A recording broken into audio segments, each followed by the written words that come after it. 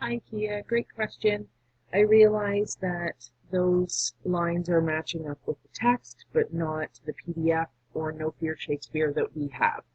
So, my recommendation, if you're looking up lines, I realize now that SparkNotes is now No Fear Shakespeare, so when I refer to it, it's just one and the same. So I'm just going to click on that. I'm going to go to search, and I've copied and pasted the line from the text into that search item, and it's going to take me to Act 1, Scene 2, which is what the reference was at the very end.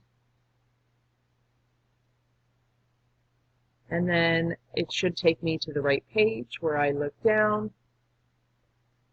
and there it is right there. So I have both the translation so that I know what they're saying, and I also have who said it.